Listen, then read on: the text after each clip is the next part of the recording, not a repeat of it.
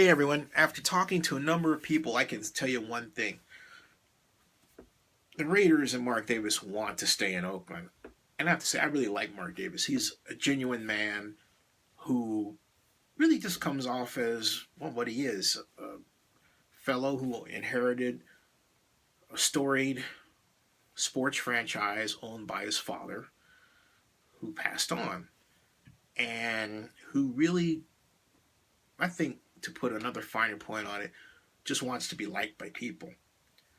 But I have seen Mark Davis say, with anger, I want to stay in Oakland. I've seen him say it with sincerity. I've even seen him say it with tears in his eyes.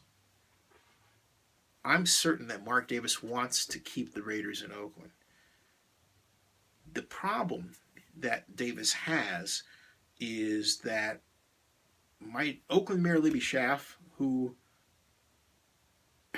and I say this disappointingly, has really closed in the ranks and focused more on her team rather than having a team of experts, has made small issues that are basically deal points big ones. First of all, as I said before, she should not have gone to the press and released that document because it's been mischaracterized and said to be things it's not, and it just has really created a mess that could have been taken care of if she had decided to handle things back channel.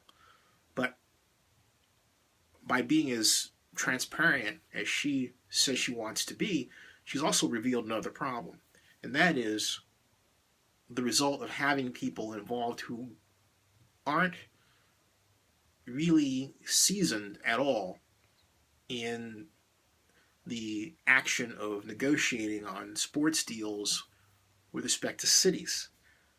So rather than having former city manager Robert Bobb or former Raiders CEO Amy Trask or current Oakland Alameda County Coliseum Joint Powers Authority head Scott McKibben involved, to name some of the people that could be on her team, or Andy Dolich, the marketing whiz with a number of different major teams in the Bay Area involved. Instead, she has Claudia Capio, who is very capable as a planner, but is not a person known as a deal maker. And out of that, what you get is what was presented today, the mayor's deal points. Now, the mayor has said that she wants to use tax increment financing revenue as a tool. They're looking into using it as a tool. Now, for those of you who don't know what tax increment financing revenue is, I served as a consultant to 3 redevelopment agencies in the matter of calculating tax increment revenue from 1989 to 1994, and basically I still know how to do it, like I know how to scratch the back of my hand. What tax increment financing is, when it's allowed to be used, is that you have a property that you say is in need of an investment to upgrade it in some kind of way, be it infrastructure or so on. So the city council or the appropriate government body says this area is going to be a redevelopment area or a tax increment financing area in redevelopment in California parlance. And so what happens is that this is the base year, and this assessed value at the base year is 0. So then it goes up by $1, and it goes up, so that's $1 of one base year of assessed value for the first year. Then it goes up another one, that's $2, and so on. So the tax increment is, let's say, 1 minus 0 means 0, 2 minus 0 is 2. So you take the 1, that's $1 base year, 2 is $2, but then 2 plus 3 is $3, so it's cumulative. That cumulative amount is multiplied times the tax rate, which in California is roughly 1%, not including the additional voter approved enhancements.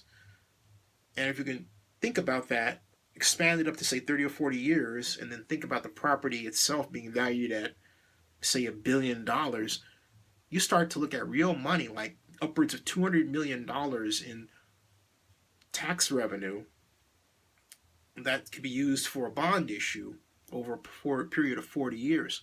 But you can only do that if a property tax is paid. In order for that to happen, a private organization must own the land, right?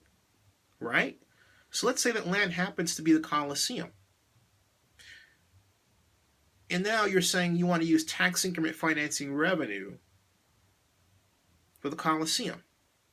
But then that calls for a private owner. The Raiders are a private organization, yet you're saying not only do you not want the Raiders to own the land, the city is going to own the land. It's written right there in black and white, folks. Which means you can't use tax increment revenue. But then the mayor says they are considering using tax increment revenue. But then the other part of the document says, oh, the city's going to own the Coliseum land. Which is it? Now, if she says, well, I mean for another parcel, that's not clear in the document. This is what happens when you get people who are new to this and they didn't really take the time to stop and think through what was being presented. And also, it's another reason why I call for a task force, because, again, this mistake would not have happened. A task force would have caught it behind closed doors. We would have corrected it, and we would have had a more polished document to go out if we agreed that anything should go out at all at this juncture. So that's an example of where we're at. And, Mark Davis isn't supposed to know this stuff. We're supposed to know this. We being the city, the county, even the media. The same media, the mainstream media that sat there in Libby's press conference with a document in hand, I believe, and yet didn't bother to notice it or call her on it. Whew. Something else. Happy New Year, folks. Tomorrow, I talk about the 2015 year in review for Zinnia 62. All right.